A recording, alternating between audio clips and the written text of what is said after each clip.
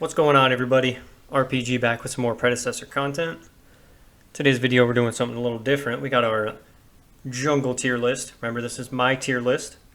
This is my opinion on all the junglers in the game. If you disagree, that's fine.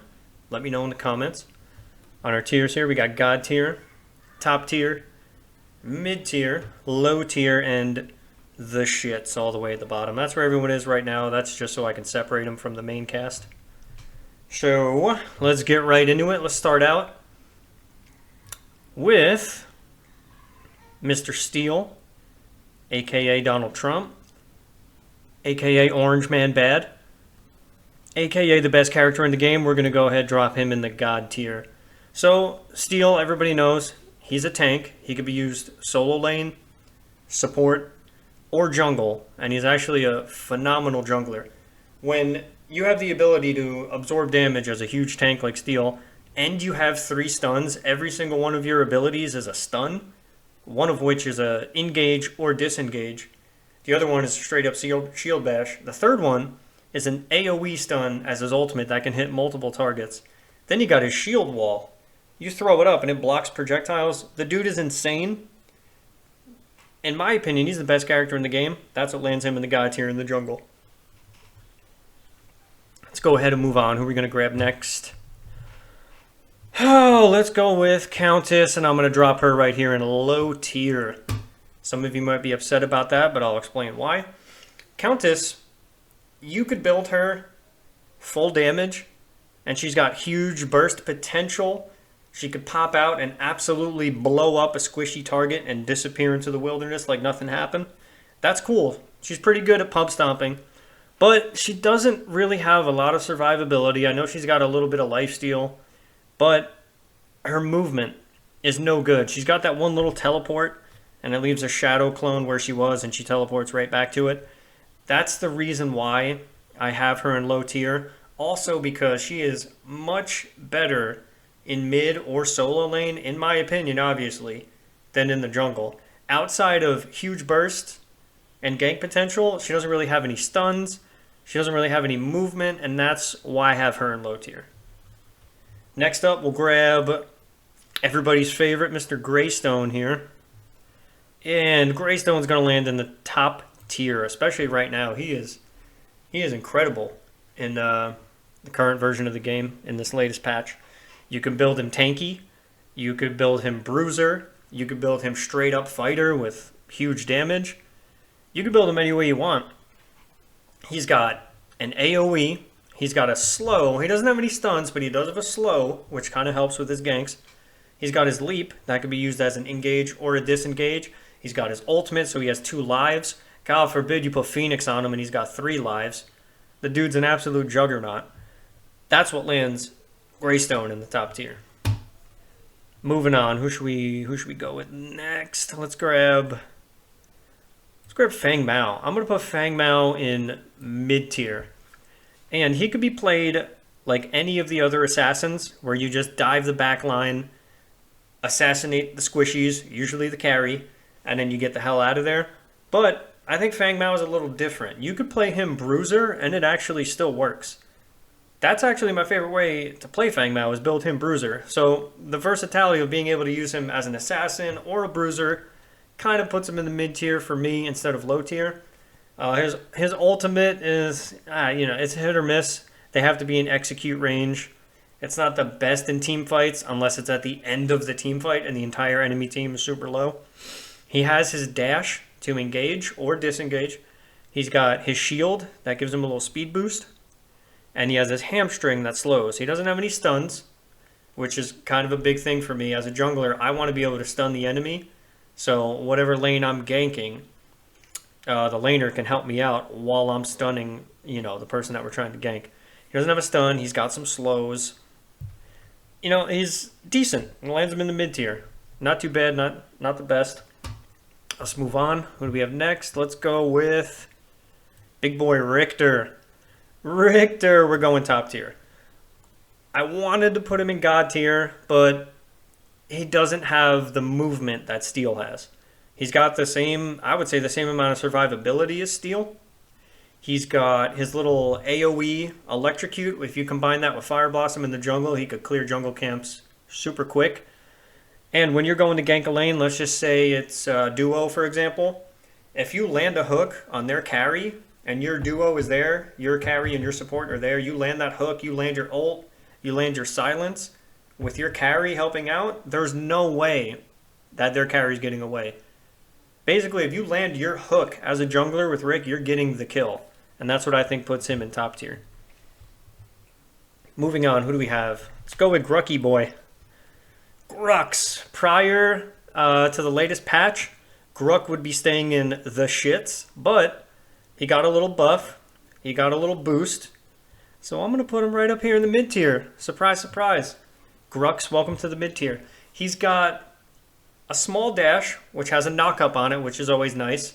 He's got his double pain that puts a bleed on the target. If you get max stacks of that bleed, you get Omnivamp, which is good for sustain. So he can stay in the fight for a while. You put Bonesaw on him, and combine that with his Omnivamp on his bleed stacks, and the longer you stay in the fight, the faster you swing, the more health you're getting back. He can become an absolute monster in the right hands. His ultimate is a short AoE stun, which is nice. You can use it to interrupt things like channeled ultimates, like Kira, Narbash, Gideon, for example. The list goes on. That's what lands Grux in the mid tier for me. See who else we got. Let's grab one of these assassins. Let's go Kari. Kari. I'm going to go low tier on Kari. She has some advantages, being able to go invisible, and she has her double jump, which is good to escape over walls if she gets herself in trouble. But outside of diving the back line and killing the enemy carry, I don't really have a use for Kari in the jungle. I know, some people, it's their favorite character. They love going stealth. They love assassinating people and getting out. That's fine. You could land some huge ganks with her. You could do big burst damage. But I think towards mid to late game, she really doesn't have any team fight potential outside of trying to, assassinate the carry or assassinate the mage and get the hell out of there. So in my opinion, that's what lands Kari in the low tier for me. Moving on, who do we got? Who do we got next? Let's go Chimera. This will come as no surprise to anybody. Chimera is going in the god tier right next to Steel. He's just... It's hard to find a better jungler than Chimera. It's just what he does. He's an all-in character. He's got an engage. He can't disengage with it, which is kind of unfortunate, but that's just how this character is meant to be played. He's meant to go in and just tee off on whoever he's swinging at, because he gets his health regen stacks off of the basic attacks that he lands. He's got his little, it's a slight heal, and it frees him from crowd control. So if you get stunned or you get rooted or you get slowed, anything like that, you press that button and you're clear. You can run free. Or if you say you see a Decker Ball flying at your face, you could preemptively press it so when the Decker Ball hits you, you don't get stunned. He is a menace at taking Fangtooth and Orb Prime by himself. There aren't a lot of other junglers that are great at that. Chimera is the best at that. Having him in God tier on this tier list is a no-brainer. Moving on, we got Mr. Crunch. Crunch, top tier. Easily a top tier jungler. The dude's clear time is great. Once he hits level 6 and gets his ultimate, it's a huge power spike. And that's should be around the time you're getting your first item too. He's got his dash that can be used as an engage or disengage. You could double up on it by using his dash, then using his ultimate and getting a double dash and really getting out of trouble. Or you could use it to double dash into somebody who blinked away. So his ability to chase people down, his ability to get out of there, he does huge damage. He's got self-sustain, and that's what puts Crunch in the top tier for me. Let's go Sarth. Now Sarth, I'm going to go mid-tier on Sarth. I'm not a big Sarth enjoyer myself, not even back in the Paragon days. But in this game, Sarth, you built her basically like a carry. And if she starts rolling, like early game, she's a big pub stomper. If she starts rolling, she's going to melt everybody on that map, and there's really nothing you can do about it. She does so much damage. She's got movement. She doesn't really have a stun. So, I mean, that's why I put her in the mid tier. She's kind of the glass cannon. Huge damage, no stuns, not the best movement. She can melt. She could be a pub stomper. That's what I put her in the mid tier for. I don't really have a lot of experience with Sarth, so I think putting her in the mid tier is the safest bet. Let's go with Mr. Seog. Seog. I'm going to go low tier on Seog. Now, the reason I do that is because he doesn't have any stuns. I'm big on stuns in the jungle. If you don't have stuns, you're not going to be in the god tier. Steel, Chimera, they both have stuns. Steel's got 3. Chimera's got 1. That's why in there. That's part of the reason they're in the god tier. But Seog, all he's got is a root, which is nice, I guess, for ganks. Like if you can root from behind the fog wall, he's got an engage. He can dash in. He could use it to escape. And then that's really it. Outside of his home run bat, he's not really fun to use. His buttons don't feel good to press. You build him tanky, you could do that, and by the end of the game, when he's got full stacks and you're full build, he's basically a raid boss and a meat shield who doesn't die. But in my opinion, he's just not fun to play. And he's a tank, and I love tanks. I want to enjoy Seog, but every time I use him, I'm like, dude, this fucking sucks. I'd rather use anybody else. That's what puts Seog in the low tier for me. Let's go with Zeus. Zeus, top tier. Zeus, absolutely top tier jungler. He's another one you can build any way. You can make him tanky. You can make him a bruiser. His ultimate puts the enemy in a coliseum that they can't escape from unless they have a blink. So if the enemy's Kari has their blink down and you pop out with that ultimate, he's trapped. He's also got a stun, which is nice. And if you don't want to use the stun right off the bat, you can hold it out, block some damage, stun afterwards. He has like alternate abilities you can do with both of his moves. He has his little spear poke, but if you hold it and then release it, he throws his spear. So if somebody escapes from you, you can launch the spear at their back and take them out and kill them before they can get away. And the shield, you can pull it out and stun immediately, or you can hold it out for a little bit, block some damage, then stun with it. He's also got a dash, and he can dash in any direction. And it gives him a little speed boost afterwards. And then when disengaging combat, he gets health regen. The dude is an absolute monster. I was thinking about putting him in god tier, but I think Chimera and Steel are just a little bit better than him in the jungle. So that's what puts him in the top tier. I'm going to slide him over as the best of the top tier. All right, we only got 2 left. So let's go with Rampage. Rampage, god tier? Nope. I'm going to put him in top tier. He does have a stun with his boulder, which is nice. Helps with ganks. If you engage Rampage in the jungle, you're making a mistake. All of his passives make him an absolute juggernaut in the jungle. He gets health regen in the jungle. He gets attack speed in the jungle.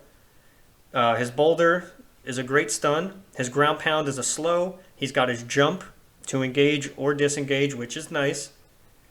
And his ultimate, my goodness, he gets enormous, gets a ton of health regen, and if you couple that with Giant's Ring, that increases your size when you use your ultimate, and then you use Sapphire's Mantle, that increases your size, you can't see anything on the screen, and you can body block everybody into oblivion while your Kari and your mage, you just tear them down.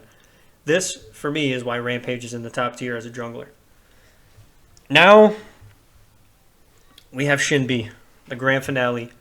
Shinbi is my most hated character in the game. Her character fantasy doesn't make sense to me. You got characters like Seog, Grux, Richter, Chimera, Rampage, Crunch, all these cool characters with great character fantasy. And then a Korean pop star girl. What? How is she going to fight any of them? It doesn't make sense. It doesn't make sense to me. Now, if we put the character fantasy to the side and my absolute hatred for this character, she does have a dash. She can use a double dash. She doesn't really have any crowd control. She's kind of in the same boat as Countess. Like, she could clear waves very quickly. She could clear jungle camps quickly. but her gank potential is pretty low because she has no stuns and no slows. And I just hate this character. So I'm going to leave her right down here in the shits. That's where she belongs. Fuck that character. You belong in the shits, lady. That's probably going to piss a lot of people off, but what are you going to do? Fuck you, Shinbi. That is going to be my current jungle tier list in Predecessor. It is December 23rd, 2023.